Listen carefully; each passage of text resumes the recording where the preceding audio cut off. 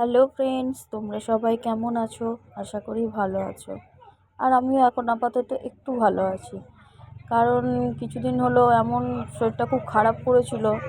কিন্তু এখন এই যে বেরিয়েছি, ডাক্তার দেখিয়েছি, কিছু টেস্ট করবার জন্য লিখেছে, তো সেটাই করব বলে এসেছিলাম অ্যাপেলোতে। ওখান থেকে আবার চলে গিয়েছি ফুল গাছের নার্সারিতে। ওখানে আজকে গাছ নেব না, কারণ গাছ ছাদে প্রচুর হয়ে গেছে। এখন এখানে নিতে এসেছি, গাছে ফুলে পোকা হচ্ছে বড্ড, গাছে পাতা ফুলে। তো ওই জন্যই কিছু ওষুধ নেব, আর একটু ওই গাছের গোড়ায় খোল দিতে হবে বলে ওইটা নেব, নিয়ে বাড়ি যাব।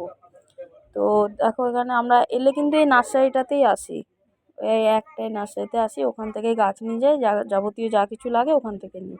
তো বাড়ি এসে খোলটা ভিজিয়ে দিয়েছি, 2-3 দিন পর ওটা দেওয়া হবে। আর এই ওষুধটা দিয়েছে, বলছে স্প্রে করতে, বলছে নাকি পোকা আর হবে না। তো দেখা যাক এখানে পোকা হয় কি হয়। তো এখানে আমাদের সঙ্গে জুডোকেও নিয়ে এসেছি, দেখলাম ও একটু ছাদটার মধ্যে পায়চারি করবে, ঘুরবে। তো ও তো আর খুব একটা ভদ্র সভ্য নয়। তো ও দেখো, এখানে ও এবারে ছাদের মধ্যে যে একটু ঘাস মাটি যেগুলো পড়ে রয়েছে, পাথর, ওইগুলো নিয়ে এখন গালে করে খেলবে। ওইগুলোর দিকেই খালি ধান্দা, যে কখন নেব, কখন ছিঁড়বো, গাছের পাতা ছিঁড়বো, ফুল ছিঁড়বো। এই যে খালি বদমাইশি করেছে। ওই দেখো দেখো, যা পাচ্ছে নোংরা গালে করছে। নিয়ে এসছি একটু খেলা কর, হবে না। ওই যে খালি ঘাস পাতা এইসব মাটি নিয়ে এদিক ওদিক ছুটে যাচ্ছে।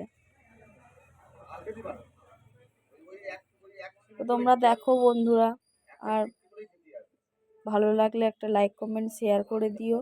টাটা।